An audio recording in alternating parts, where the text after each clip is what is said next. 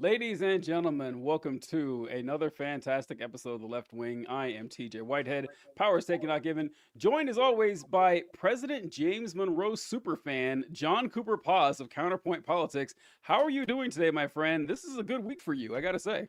A good week for me in what way, TJ? In that you were the only person I know who has consistently brought up the Monroe Doctrine several times a year. And look at that. It's the Monroe Doctrine is back. I gotta say, it's back in fashion now.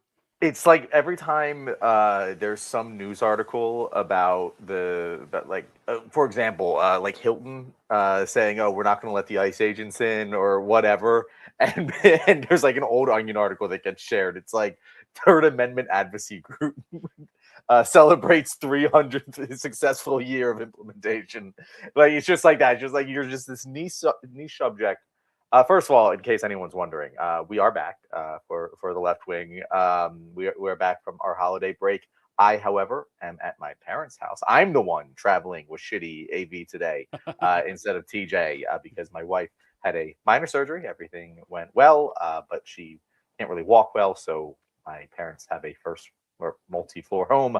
I live on a second floor apartment building. So that is why I'm here. We'll probably be here Thursday as well. And that is also why you're just seeing the classic version of the StreamYard's graphics package, as opposed to the one that is usually set up nicely on my desktop. But anyway, yeah, Monroe Doctrine. TJ, it's always been something that fascinated me from the moment I learned about it. Because I learned Monroe Doctrine in like high school. You know, like this is like a thing that you learn. And I remember just being like, what? Why did you just describe what the Monroe Doctrine was as if it wasn't the most batshit crazy thing you've taught all year? But were we not live, TJ? Because I just saw the live button go. No, we've been live. Yeah, Okay, we've been live for whatever. 2 minutes and 6 seconds. Yeah. Okay, good. Mine says 10 seconds, so I'm just making sure. What the hell is going on? Oh no. It's a weird day, folks. It's a weird day. I don't even have like the normal setup here. I can't see everything the same. It's very, very, very confusing for me. Yeah. But yeah, Monroe Doctrine is just like, so you're telling me we just say everything in this entire hemisphere, these two continents, that's ours. No other country is allowed to establish any military presence. If you even think about talking to one of these countries about establishing a military presence, we can legally kill you. And that is our doctrine. That is what we're saying. And no one questions it, TJ. And most people don't know about it. But the people that do don't even seem to question it when they talk about it. And it's always like, I feel like I'm just speaking a different language to people. Does no one question it, or does everyone question it and then just kind of let it go? Because that's exactly what John just said. That happened to me too. Same story. I'm sitting there in eighth grade, U.S. history class or whatever, and they say, "Hey, James Monroe, he implemented the Monroe Doctrine." Well, what's that? Oh, that's stating ownership of the Western Hemisphere to the United States of America, and that European powers can't do any more colonialism there. Only we can do that. We take care of Yep. stuff. And I remember asking, oh, so what was the enforcement mechanism for this? Oh, there wasn't one. And think about when this happened. The Monroe Doctrine was what, like 1820 or something like that? Yeah. We did not have the juice to back up. We couldn't cash those checks, right? And we're saying, yeah, we're big back. Now we can do it. But back then, it was even more insane. And then there was a Roosevelt corollary to the Monroe Doctrine. I remember learning that too. And like Teddy Roosevelt said, "Oh yeah, I'm implementing the Monroe Doctrine again." And now I don't know if you guys saw that ridiculous cartoon that was posted with the Don Roe Doctrine with Donald Trump holding a baseball bat over the Western Hemisphere and everything. I also realized too, I don't have the vertical presentation for us either. I didn't see the option when I logged in. Oh, Man, we, wow. yeah, We're really we're so slacking rusty. this week, I TJ. We're may back. we're People are like, you took 2 weeks off. We're finally back, and it's this shit. We apologize to our audience, It's this, really, yeah. but also send us money if you want things to get better. Yes. Yeah, it is funny. It is but yeah, I guess the reason we're talking about the Monroe Doctrine in the first place is I think this, like, speaking of shared experiences with the Monroe Doctrine, I can't remember what day it was. It was Sunday, Monday, or whatever, and Saturday. I woke up. I was just still off for New Year's break and everything. I'm just scrolling through my phone, and I see this picture of Nicolas Maduro in handcuffs and headphones and a blindfold. and it said the United States military has captured Venezuela President Nicolas Maduro. I was not ready for that. I said, what? And I said, that can't be right. And sure enough, it just happened. It was just a thing. And I've seen a few videos. Desmond actually did a video on this, and he said, you know, I'm starting to lose faith in the United States, not the government or its institutions. I've always kind of doubted that, but the people themselves, I'm losing faith in, because we just had the United States military go to a different continent, drop bombs in a population, kidnap an elected president of this nation, and bring it back home. And people just going about their daily lives because no one cares. And I was angry because I agreed with Desmond for like 10 seconds. And then I thought, you know what? I don't care either. I gotta say, I don't. Because I saw that and I said, that's insane. But of course that would happen. Of course. Why not? Or why the fuck not? And yeah, it's what were your thoughts when you ran across this? So it was first of all, again, want to just say to everyone watching right now, particularly Colby, wonderful comments. We will get to them. There's a particular comment from Colby I just have to address Yeah. here, but we will get to them just because we have so much catch up to do here. And as we've been saying on this show for the past like 2 months, hey, we're gonna push off our Venezuela segment because that's gonna be a thing we won't stop talking about for a solid month. And here we are, TJ. We're Yeah. at the Venezuela part where we did we invaded Venezuela. Let's not mince words here. Like I understand that seems to imply like a full scale military rollout, and it does. But we did we put boots on the ground in Venezuela. We bombed them, and we stole their head of state. And you're right. I also I'm just like, I'm more upset about what people are saying about it than the fact that it happened, because I kind of see the argument. I mean, I don't see the argument. Like, I'm not going to lose sleep over Nicolas Maduro. That doesn't bother me. I haven't seen if we killed anyone, which is odd. I'd be upset if we killed anyone, any of the civilians in this operation. But like, it's not that big a deal. Like, at the end of the day, the thing that really does concern me, though, is the rhetoric being used around it, because that same rhetoric could very easily make things which would be a big deal have precedent set for them by this, like how Donald Trump is now just openly wanting to annex Greenland. And that is, did you see Stephen Miller's fucking spiel that he had with Jake Tapper? Oh my God, TJ. That's the concerning part to me. We're like, oh, I'm not concerned enough about this because I'm terrified of where this line of reasoning is headed.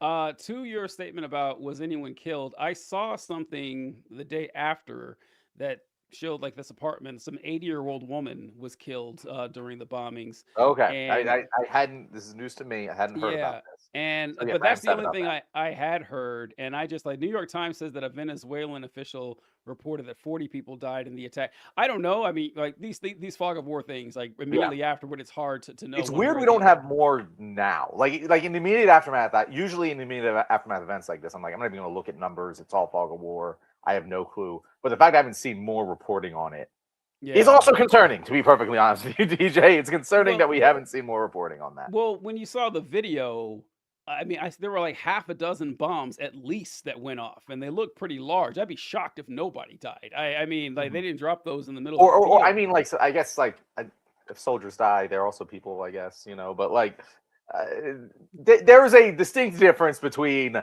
we struck a military target and military personnel died, and grandma sitting in their apartment died. Like that, It there's a distinct difference there. there is a difference, except that this would have been like a military strike that's unprovoked. Like Unprovoked military. out of Yeah. nowhere, it's like a Pearl Harbor type thing that you just showed up and started dropping bombs and then kidnapped someone. Plus, Trump's logic doesn't make any sense with this. Like, it doesn't make any sense at all. That what is the reason that they give for this extraction, this kidnapping Yep. of Nicolas Maduro?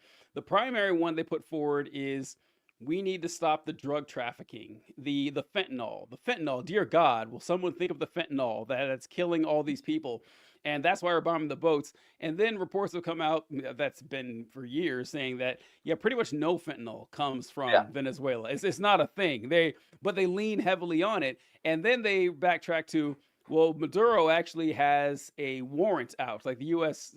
government has a warrant out for his drug trafficking, and you're like, okay, all right, that's a thing. But number one, the the president of the United States just pardoned another Latin American leader for drug trafficking, 500 tons of cocaine or something like that. He doesn't seem to have a big problem with it. Second, yeah, you got a warrant for someone. We also have one for Benjamin Netanyahu. I haven't seen anyone. Or we don't have it, but the International Criminal Court does. It exists. Yeah, it exists. Like there's one out there. And what was his Gage on from the Head in the Office podcast made a great. Mhm. Oh, the Head in the Office podcast made a great point on this. That yeah, you have a warrant for his arrest in the United States. A county sheriff can't just go into another county and arrest somebody if they're not in their jurisdiction. What makes you think the United States can just show up in another country and take someone away? None of it makes any sense at all. In the Greenland thing, what? Oh yeah, I'm sorry, I didn't finish the oil. Then Trump just comes out. This is actually So this is many the levels of this, TJ. There's this so many levels of this. We're gonna have this is gonna be just our general take discussion where we talk about it. Thursday we're gonna have a much more structured discussion breaking down each part of this. the oil part that Mhm. Trump just comes out. I miss the good old days when politicians would use subterfuge and deceit and distraction to make us think that we're doing something noble and just. But Trump just comes out and says, "No, we want the oil. Like there's tons of oil there, and we're gonna take it." And it's like, all right, what do you want me to say about this? Well, what am I supposed to say when he's just stating, even if that's not the reason, the fact that he thinks he can just say it out loud and get away with it, which he can, doesn't speak well for us. Yeah, that is the scary part because if they can do this with Venezuela again, a year ago, if we rewind the clock a year, no one could have predicted this. It is a conflict completely fabricated by the Trump administration. No one, even us, TJ, who like very closely follow Donald Trump and are usually pretty good at guessing what he's going to do. Obviously, he does batshit stuff that no one can guess, but like policy wise, it's usually pretty clear. And this came out of nowhere. It's just like, oh, Venezuela, he's fighting them. And then it's like they keep saying this has been going on since his first administration. And you look back and it's like, oh yeah, actually he has had this beef. It just wasn't a thing that anyone thought would happen into a military conflict where we're taking out the leader of a sovereign nation. And that's scary. If he can do this with Venezuela, he can do this anywhere. And honestly, TJ, there's not much stopping him. To address one of the comments, well, actually, first, I just have to. Oh, wait, I can't put things up. Yeah, which one do you want me to? Can you put up Colby's first comment? Colby's first comment is already a contender for comment of the year. Can't believe we're in 1AK now after Kirk. Happy New Year's, gentlemen. Fantastic. A plus, Colby. You deserve a gold star today. But also, Prontaber, we're going to call you Prontaber. He says, honestly, I'm impressed that the Trump administration can actually pull this off. And I have to agree with that. This was actually, like, as much as this is scary and dangerous, kind of cool. Like, I didn't, like, it is a pretty badass thing to just take out a rival head of state in a few hour operation completely by surprise. Like that's impressive. That is a high level of execution from the U.S. military. One which I believe Zelensky had a tweet. I don't know if he actually said this, but he was like, well, since the U.S. has proven that they can easily take out a dictator if they want to, it's kind of wild that this, like, did this surprise you, the level of execution on this operation? Okay. Yes, but there's a yes, but here.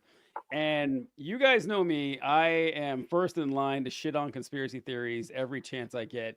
But I had to think about this in that it is weird. Like it is weird how clean I haven't seen the Trump administration execute anything that Yeah. efficiently.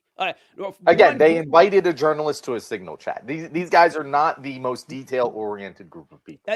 I saw. So you remember when Trump was indicted last year, and I think we talked about on the show that federal indictments are air fucking tight. Yeah. Federal indictments it was like a 0.5%, or not like a 99.5% success rate in getting a conviction or a plea deal because they're so good. They got their ducks in a row.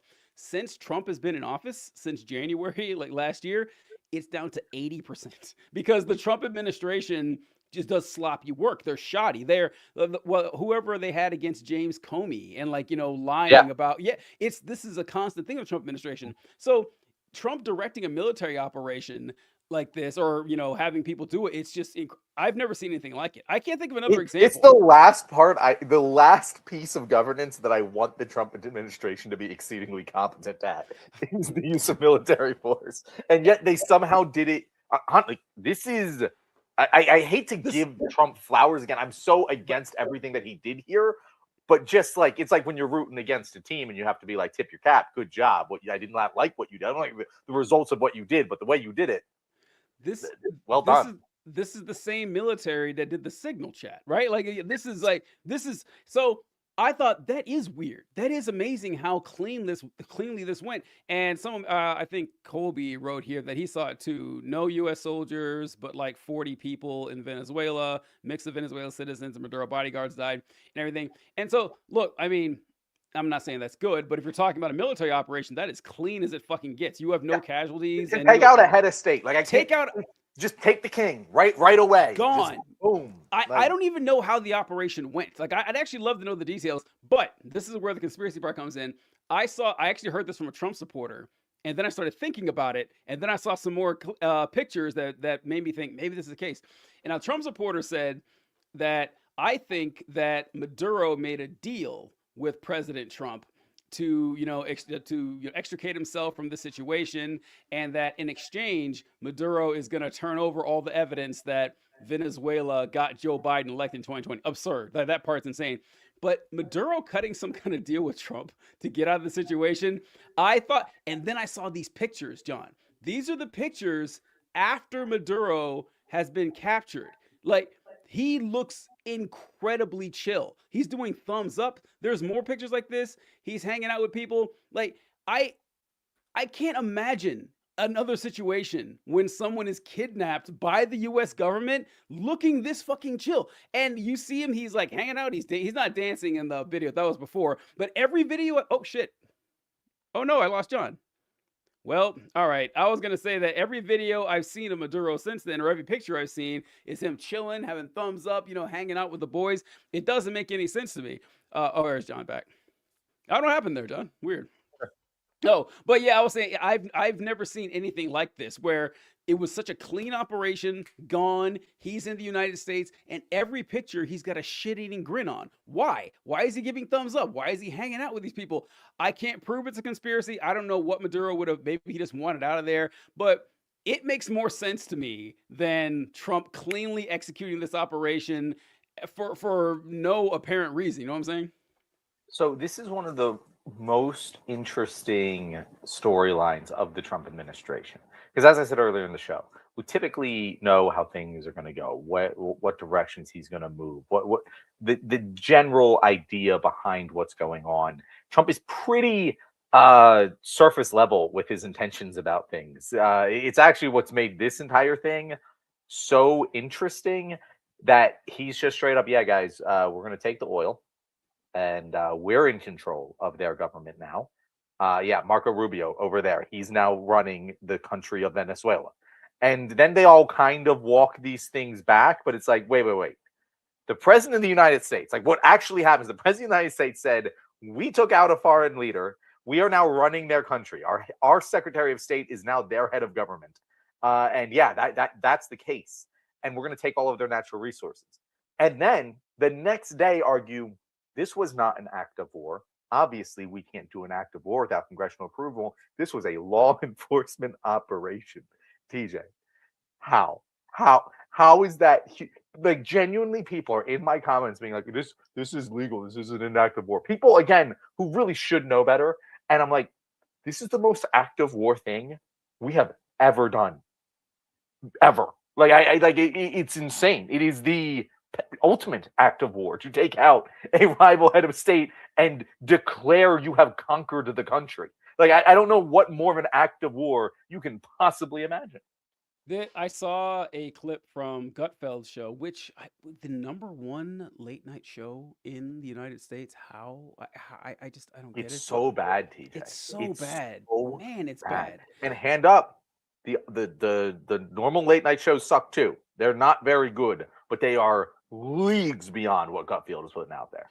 It's terrible. And there's this lady on the show. I don't know her name, but I saw her arguing with Gutfeld about this. And Gutfeld was stating what you were saying, that these Trump supporters, they said, "Oh, I don't think this is an act of war. I think that this is a police action. It's perfectly fine."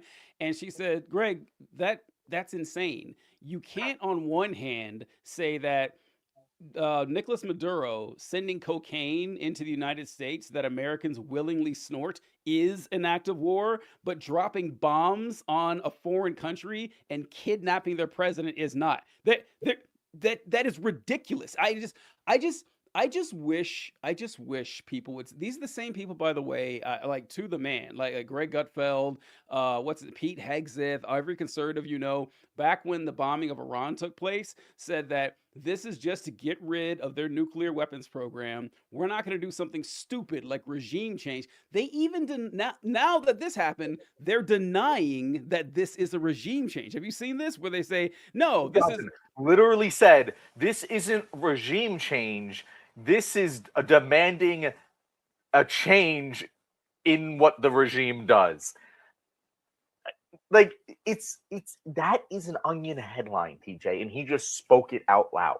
And people are just like, yep, that makes sense. That's I believe that guy. That doesn't sound fishy at all. Here it is right here. Some of these things were discussed in the SCIF. I want to say that the way that this is being described, I think, is accurate. This is not a regime change. This is a demand for a change of behavior by a regime. John, what is happening? It's one of those when you die, you find out that this is all simulation. What would have been some clues like this right here? This cannot be real. There's no way I'm living in this reality where I know politicians have to use double speak. They got to twist their words and everything. What? I can't. I don't know. I just wish people would say, "Yeah, Trump did it, so we like it." And this is all right. This is what it comes down to. But again, Trump said we're the regime now. It's not even it. I actually agree with Mike Johnson. It's not regime change. According to Donald Trump, this is a conquered land. Like that is what explicitly Donald Trump is arguing right now. This is yeah, I'm sure you saw the image of Pete Hegseth and Trump in the Situation Room, and they have just Venezuela typed on Twitter in the background and everything. That it's hard to cover politics these days. Like it's really hard because you say the same things over and over again, and things keep getting more and more absurd. But what people have to realize with the Trump administration and Trump's campaign, honestly, most conservatives right now, is that these people are not politicians anymore. They're social media influencers. That's it. That's all it comes down to. That Trump does something. Trump is a master of getting himself in the news, getting shocking headlines, getting people talking about him because no news. I mean, like there's no such thing as bad publicity. You get up there, people talk about you, you're in the spotlight. And Trump has the charisma and the humor and the affectation and the zany looks to actually get away with this. So everything he does is just to get attention and just to scam and to grift, and that's what all of them do all the way down. Like you mentioned, what's his name? This guy, Stephen Miller. Like you stop this whenever you want to play this. Is this the Greenland conversation about if Greenland is I need us to play this because I have the take on this. Let's go. The take didn't go viral, and it should because it's just perfect. But go ahead. Important topic. The premier of Greenland and the premier of Denmark and other Danish officials are responding to a Twitter post from your wife, Katie Miller, herself a former Trump White House official, showing Greenland covered with an American flag, saying soon. After that was posted, President Trump repeated the claim that the U.S. needs Greenland for national security reasons. Already insane, I have to add, by the way, that Katie Miller, who was a White House official, she's not just Stephen Miller's wife. She like after Trump has spent months saying that we need to take over Greenland and we're not going to rule out, all options are on the table, to just post that, just say, yeah, Greenland, it should be ours. Not we're negotiating with Denmark to buy it. Nope, it's going to be ours one day. And saying that that's a thing at all. But here we go. The Danish prime minister responded to this in an interview earlier today, as reported by Bloomberg. Quote, I believe one should take the American president seriously when he says it wants Greenland, but I will also make it clear that if the U.S. chooses to attack another NATO country militarily, then everything stops, including NATO, and thus the security that has been established since the end of the Second World War. Can you rule out that the U.S. is ever going to try to take Greenland by force? Well, let me go back a step. The president has been clear for months now. So I know you're treating this as breaking news. The president has been clear for months now that the United States should be the nation that has Greenland as part of our overall security apparatus. The United Right, States, but your wife posted that like hours after the Venezuela operation. That's why it's newly relevant. No, I'm not, I'll talk with you about it for an hour. I think it's a really important conversation. I just wanted to reset, Jake, by making clear that it has been the formal position. All right, I had to pause here. Sorry, Tom. If you want to pause, let me know. We can cut because this is like a 2.5 minute clip. There'll be a lot to go over or miss.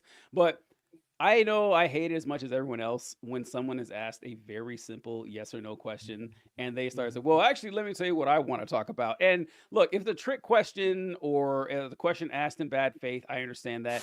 But it's pretty simple. We say, hey, are we taking military operations off the table when it comes to acquiring Greenland? And he says something like, well, as I've said many times, well, no, just answer the fucking question. I can't stand that shit, John.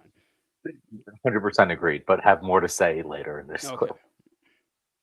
Of the U.S. government since the beginning of this administration, frankly, going back into the previous Trump administration, that Greenland should be part of the United States. The president has been very clear about that. That is the formal position of the U.S. government. Right, but can you say that military action against Greenland is off the table? It wouldn't be military action against Greenland.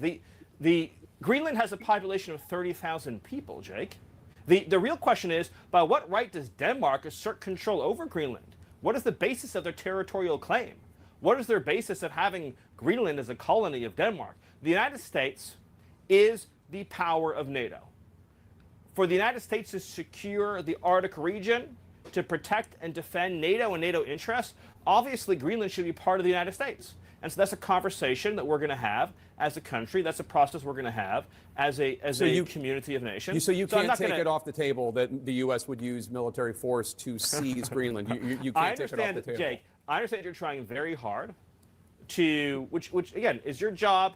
I respect it. It's great to get exactly the headline, right? That catchy headline. I'm trying to get an answer to the question. That says Miller refuses to rule out the United States should have Greenland as part of the United States. There's no need to even think or talk about this in the context that you're asking of a military operation. Nobody's going to fight the United States militarily over the future of Greenland. One last question, Stephen. Doesn't make any sense. One last question. Oh, okay, that's it right there. All right, your thoughts, there's more. That interview is just so it is weird cut off. But TJ, did that exchange remind you of any famous clip from any famous sitcom? Oh no, which one? Set in the city of Philadelphia. Oh no, it's Always Sunny, but I don't know which. TJ, what Stephen Miller did in that clip was line for line, bar for bar, because of the implication scene from Always Sunny in Philadelphia. He's literally saying, Jake, why are you saying we're going to need to use the military force? Of course we wouldn't use military force. We wouldn't need to use military force because of the implication. That's true. That is literally what he's saying. He's like, why?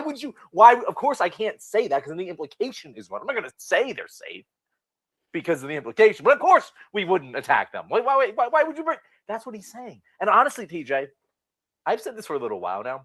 As much as Stephen Miller, like, he's the most punchable of the Trump administration. He's the one that, like, if given the opportunity, I would most like to punch in the face. He's also the one I respect the most because he's very upfront and honest.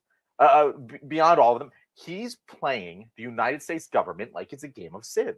And he's like, guys, we have the strongest military.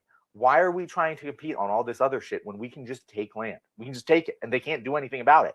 And you know what, TJ? I can't sit here and tell you he's wrong. I cannot sit here. Obviously, there's a million moral, ethical dilemmas and concerns and massive problems economically and diplomatically. Like, all of these things are true. But if we just took Greenland, what would happen? I can't imagine it's any different than, I don't know, kidnapping the head of Venezuela. Like nothing happened there. So why not just take Greenland? Why not just take countries while we're at it, TJ? No one is stopping us. He's not wrong.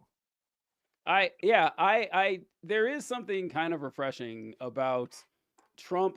Trump just wiping away the facade that there's like actual structure and order. Like I've said this plenty of times. I always had to couch the way I say it because people might take it the wrong way. Where I was like, war crimes are not really a thing. I hate saying that out loud, but they're not. Like, war crimes exist to punish like third world countries when they do human rights violations. But if the United States does a war crime, nothing's gonna happen to us. If China or Russia does a war crime. Yeah, I was like, nothing happens. It's not a real thing. It's real if you lose. If you lose, then you will be charged for human rights violations. And if anything, it increases your desire to continue the war and keep fighting. Exactly. If you lose, you're fucked. So if you're going to commit war crimes, you might as well commit all the way. And like the darker side of this that I talk about with the war crime thing is that, yeah, if bombing a hospital or something it's you're not supposed to do that. That's illegal.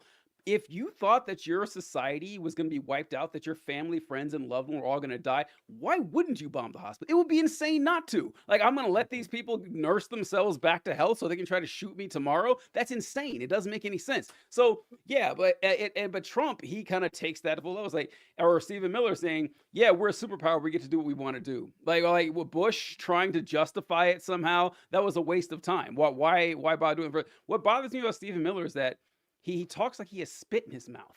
I can't stand listening to him talk. It's just like, and he's the most punchable of them all. Like, he's a repulsive human being, but I respect his honesty. I got you too. And so about the superpower thing, I think this is the clip that you were talking about. If I got this right here, let me go. The United States is using its military to secure our interests unapologetically in our hemisphere. We're a superpower, and under President Trump, we are going to conduct ourselves as a superpower. It is absurd that we would allow a nation in our own backyard to become the supplier of resources to our adversaries, but not to us, to hoard weapons from our adversaries, to be able to be positioned as an asset against the United States rather than on behalf of the United States. Sovereign countries shouldn't be able to do what they want to do. The Monroe Doctrine and the Trump Doctrine is all about securing the national interests of America. For years, we sent our soldiers to die in deserts in the Middle East to try to build them parliaments, to try to build them democracies, to try to give them more oil, to try to give them more resources.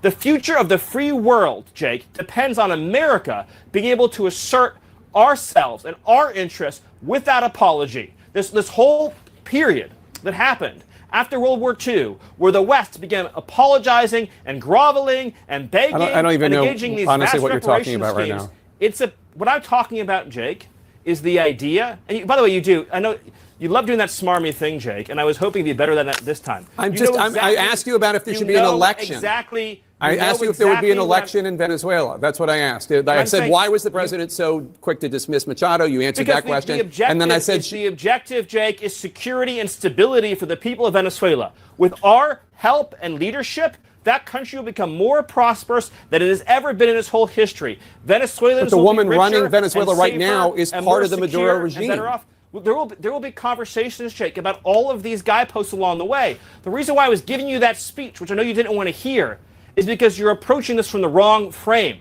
This neoliberal frame that the United States' job is to go around the world and demanding immediate elections to be held everywhere, immediately, all the time, right away. To create these vacuums. That's not what I think, but you invaded the country. We went into the country and we seized the leader of Venezuela. Damn straight we did. And I'm saying, we're not going to let. So is the U.S. going to have new elections? Jake, is that we're not going to let Tim Pot communist dictators send rapists into our country, send drugs into our country, send weapons into our country. Okay. And we're not going to let a country fall into the hands of our adversaries. Okay, John, before I get your take on this, I ask this all the time. Why do they bother doing these interviews? I don't understand why. Why does the Trump administration? Yes. No, Oh, I no. can Why answer does that very why clearly. does Jake Tapper bother Why does Jake doing? Tapper? Okay. No Finish your idea. thought, because I have Yeah. a very pointed opinion of Jake Tapper in this interview. I don't know why anyone ever bothers interviewing Kash Patel or Stephen Miller, Pam Bondi. It's the same shit over and over again, and they've dropped the pretense, they've dropped the facade, they've dropped the euphemisms. It's like, yeah, we invaded them, and it would be ridiculous for us to go around demanding elections, but it's not ridiculous to just kidnap the head of state and not pontificate on how this is going to take control. Have 5 or 6 different explanations from our head of state of why it happened. No real recourse set up here. Why do I need to hear that? If they want to do a press conference, fine, but bringing them on to talk about it, I see as just a colossal waste of time. But what was your point of thought on it? Yeah, Jake Tapper in that interview was a complete failure of a fucking journalist. And I understand that that's nothing new for Jake motherfucking Tapper, but he's literally, like, the way he treated that interview is as if he was talking to you or me, as if he was talking to some random guy online. He conducted himself with less professionalism and urgency in that interview than I conduct myself when talking with fucking random MAGA weirdos online. He's talking to, what, I forget his official fucking title, but the head of foreign policy motherfucker in the White House. And that person is telling him on live television, guys, the neoliberal world order doesn't mean anything.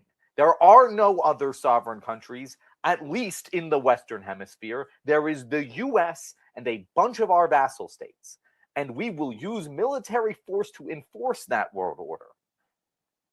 And he's saying that straight to Jake Tapper's face. And Jake Tapper's just like, what are you talking about, bro? It's like, Jake, you can't just treat this with the schmarmy shrug. Like, I'm actually glad Stephen Miller called out his schmarminess there, because it was fucking insulting to what is happening before our eyes. Like, that is a terrifying fucking speech. That is the kind of speech that you watch back later in the future in the fucking History Channel and be like, oh, wow, that guy, he was fucking evil. And he's saying it to your face from a position of power to enact his evil after having just enacted part of it. And you're just treating it like, well, this is just them thumping their chest. Bro, no, it's not. And I don't know when they're going to fucking realize that. But what if they do, though? I mean, if he does realize it, he'll be more antagonistic. I guess that would be fun to watch, I suppose. But yes, he should be more antagonistic. Like, when during that interview, Jake Tapper had a fucking ounce of backbone or spine, any fucking respect for himself as a journalist. He would not just be first of all, he wouldn't platform him if that was his plan. And second of all, he would hit him hard. He wouldn't have this like buddy approach. He would be like I would be like, fuck you, Steve. Like this is, it needs to be met with the aggression that it deserves. Yes. And by treating it as if it should be normal or accepted in any way, you are complicit in whitewashing this fucking agenda. That's the thing, Jake. That's what you just did. You did not change any minds. You did not report on the news. You did not deliver anything to anyone other than, oh, well, this is normal now, and we're going to treat these people like they're normal. No, you can't fucking do that. And TJ, you're right. Yeah, I'd probably get Jake Tapper in a lot of fucking hot shit if he did that. But like, someone's got to do it first. Someone's got to do it first, and then someone's got to do it second, or someone's going to do it third before it's too late. And we're getting like, it is. The heat in this pot is rising, TJ. It's rising. I think it is far beyond too late.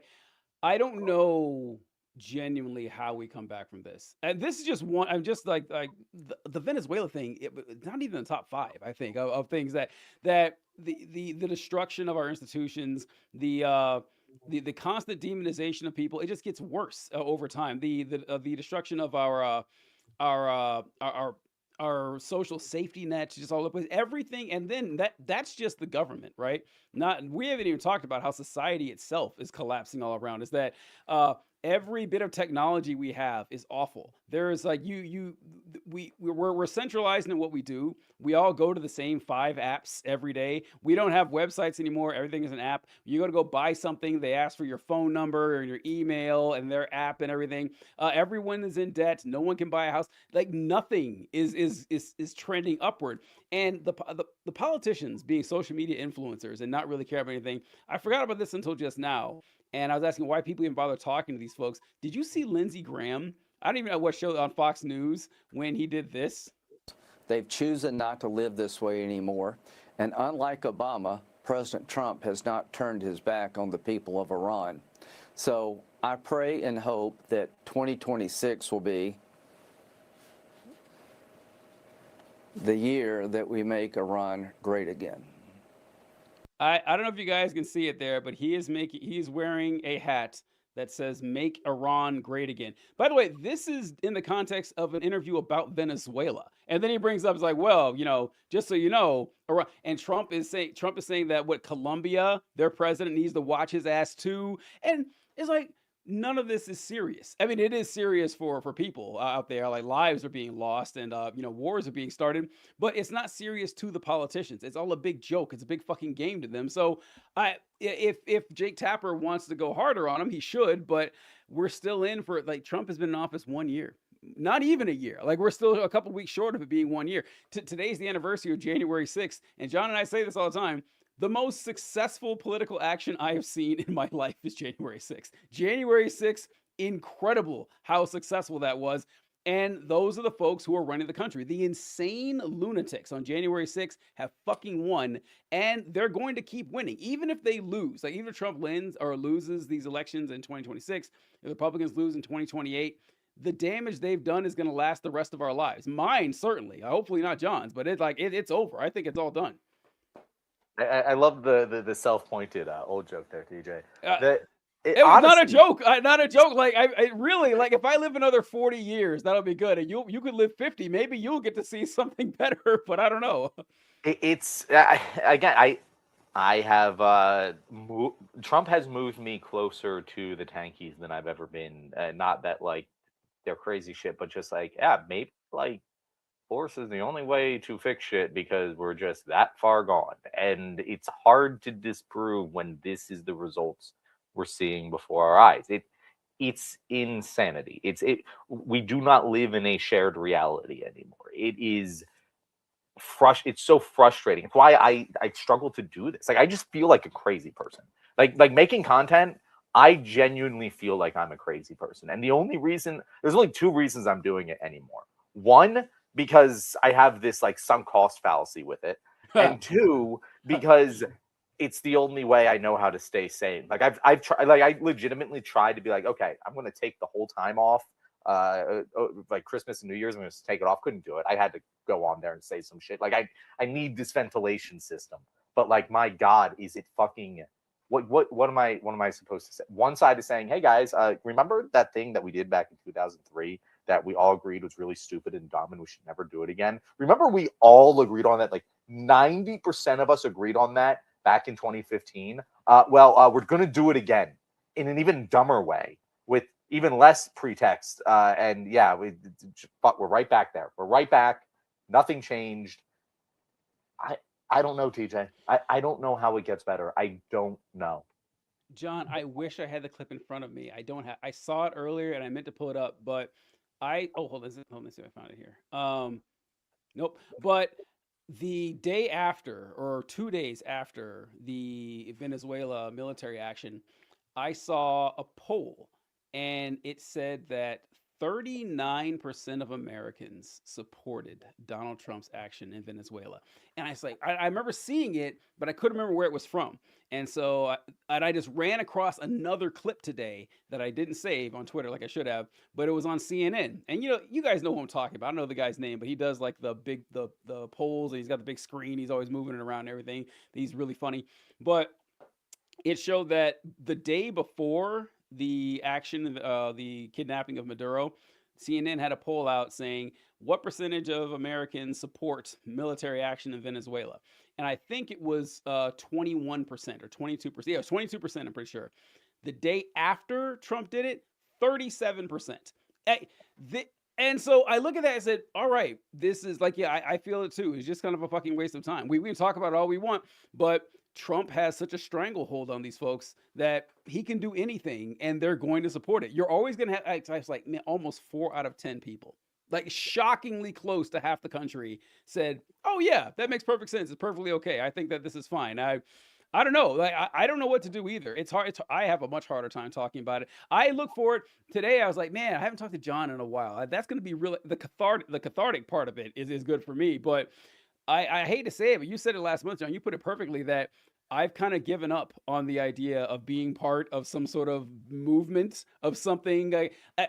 Getting back to 2010, the United States of America would be an incredible win. Would be an incredible win. Back when we knew things were shitty, but we didn't know how good we had it. And yeah, I don't know what to say. No, you're right, TJ. Like I if something comes along, if something changes, I'm fully willing to be inspired, guys. Like let's not get this twisted. I would love nothing more than to regain the hunger and passion that I had even a year and a half ago. But it's just drained, sapped, gone. Part of it is just the insanity of what you just said. Suddenly half the country supports taking out. Like, that can't be real. I cannot. How can I fucking talk to people who not only will sit there and tell me, yeah, guys, it's totally just like cops, we're just like enforcing the law and arresting drug dealers. What's your are you a fucking pro dictator now? And they'll say it with, you can't tell the difference between when they believe it and when they don't believe it, because they didn't believe it. Like, we see the polling data, it changed, fucking changed, guys, and nothing else changed other than Donald Trump went and did it. Yeah. It's the only fucking thing that changed. You know how freeing it must be to live your life devoid of principles. I can't imagine. I think about it all the time, TJ. I think about it all the time. Yeah, it's like and this goes beyond the United States government or the incompetence that we see on the highest levels.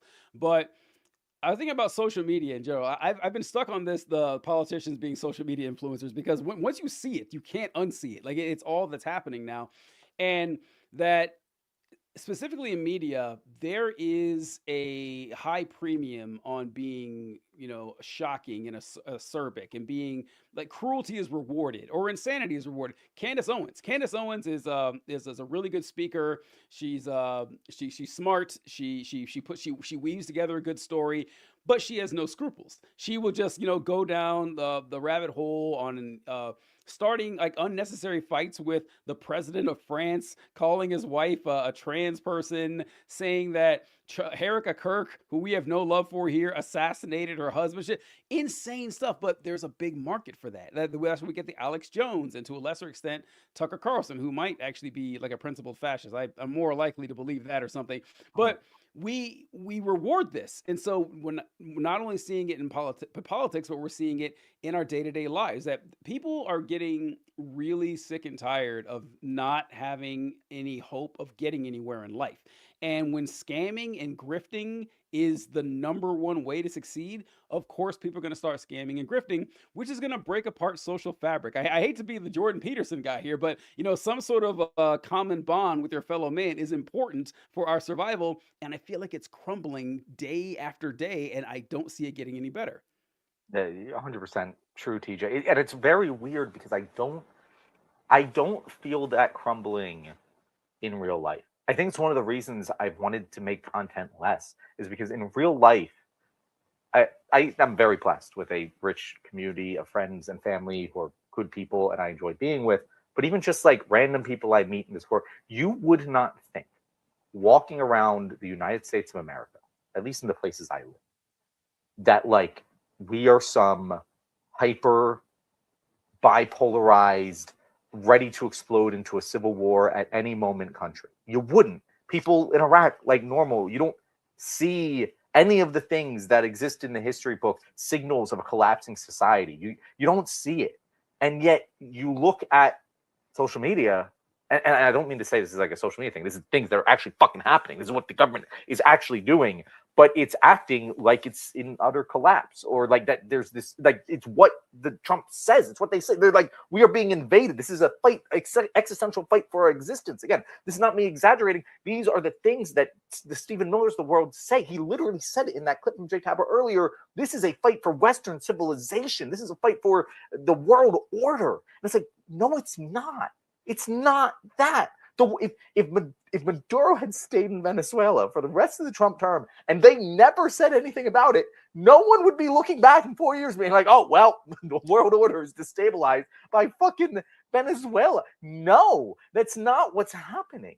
And it's a very odd dichotomy between what does exist in real life, where there's problems in this country, there's suffering, there's whatever. Like I'm not saying things are perfect, but I don't feel much different walking around in 2026 than I did in 2024, in 2020, in 2016, ever. Like, it just doesn't feel that way, and yet everything indicates to me that it is. It's a very. Do you feel the same way, TJ? Do you feel this experience? I think that online, yeah, the acrimony online is a lot worse than day-to-day life. You don't see people arguing about politics in the streets. You don't see. I don't think, I would never suggest that like a hot civil war is going to happen in the country. I don't think the logistics work out for that. It's not.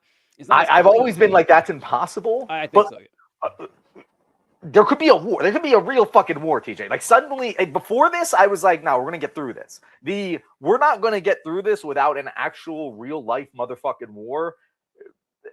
Like, it's very possible now.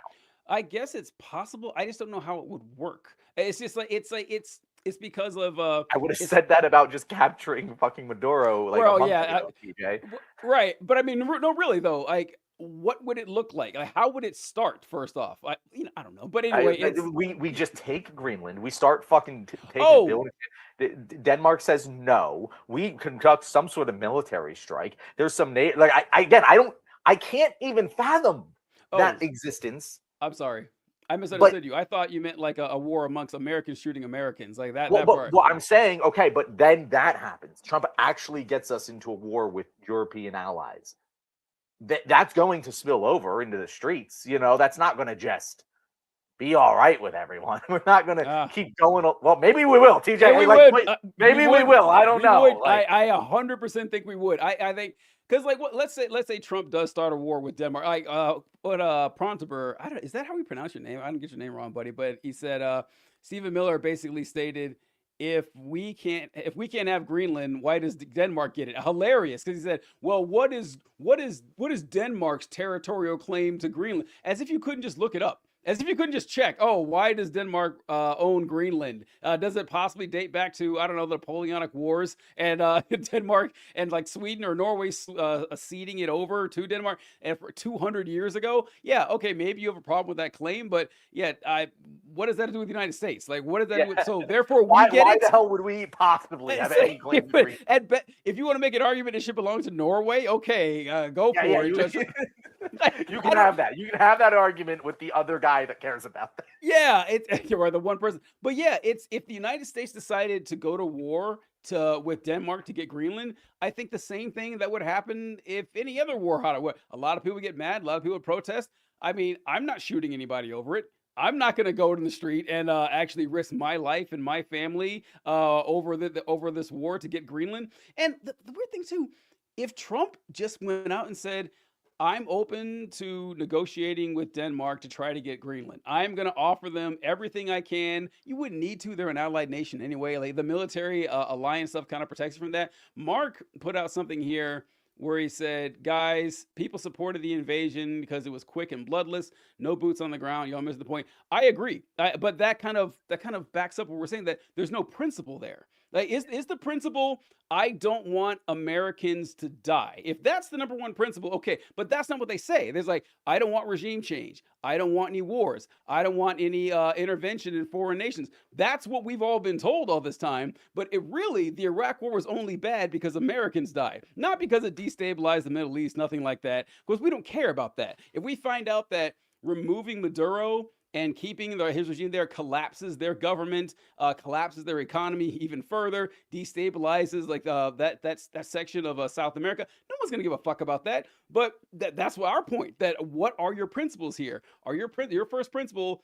I just don't want American troops. I don't want our boys to be injured. Okay, but that's kind of living principle free in my mind too. What do you think, John?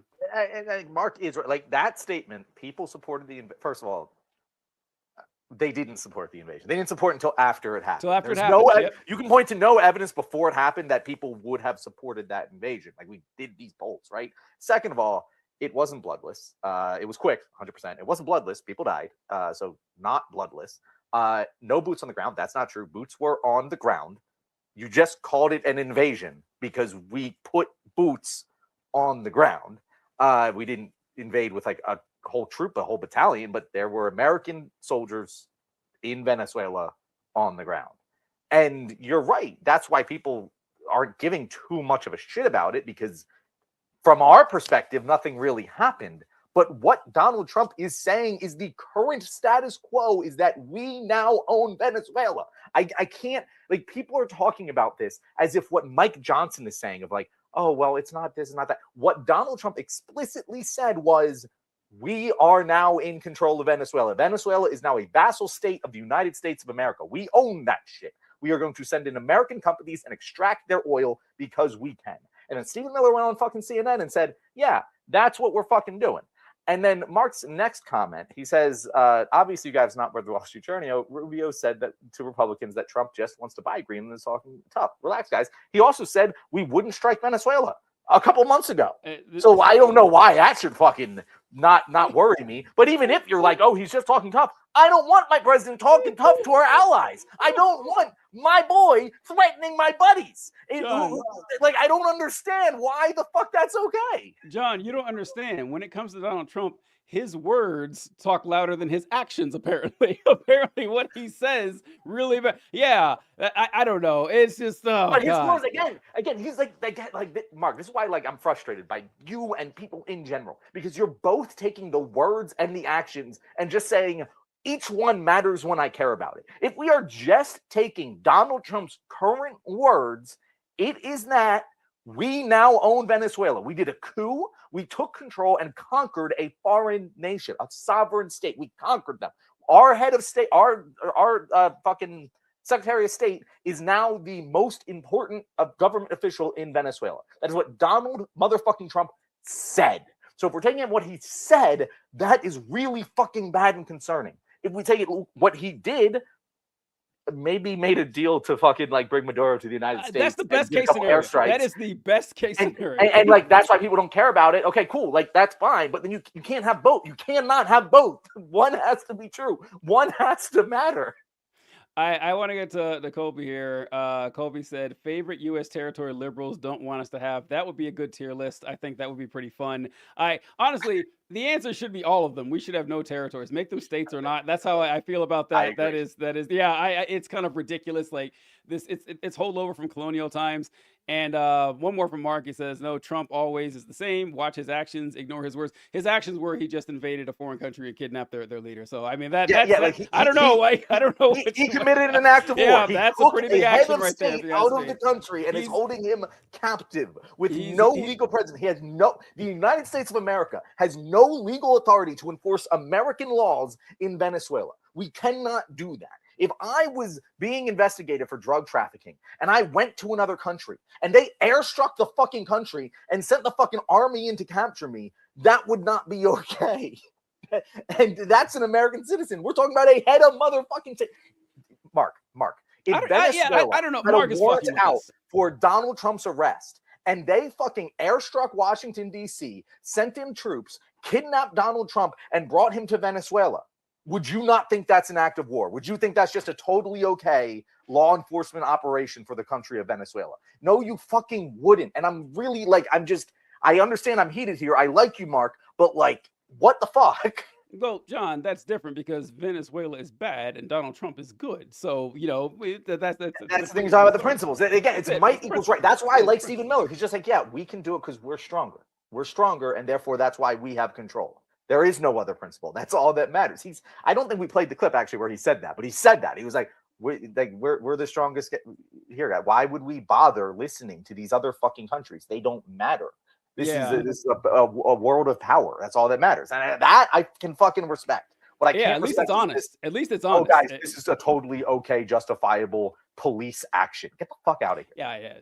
Yeah. The American empire means the entire world is apparently subject to U.S. law. Yeah, that's essentially. I mean, we have been behaving that way a lot, but at least there's been some kind of some foresight that you can't just keep acting unilaterally like this and not expect things to bite you in the ass later. Trump does not care about the institutions, the state of the country, or even the Republican Party, honestly. Like Trump has I think Trump has tanked the Republican Party for whenever he leaves office, but we'll have to see. But all right, we ran a little bit over. A little bit over. Just to address Mark's last comment. Yes, John, the strong do what they will, the poor suffer what they must. Yeah, but they don't have to. Like, we as the strong should choose to not do that.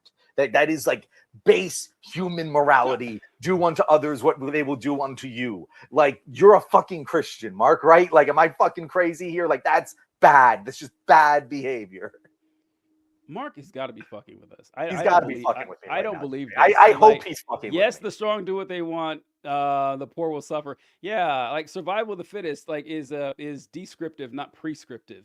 I think. Yeah. I don't know. Like that's the reason society exists, right? Like, fuck it. I don't know. All right, John. Any last thoughts? We'll cover most of this. Mark, I am stronger than you, therefore I can beat the shit out of you and kill you if I want. Like, is that really the It makes it principle? okay. It makes it okay. That would be okay because I can. Yeah, you know, saying like that, saying that it happened is different than saying it happened and I support it. I think I don't know what's tricky about that, but all right. Thursday, we'll be meeting again Thursday, right, John?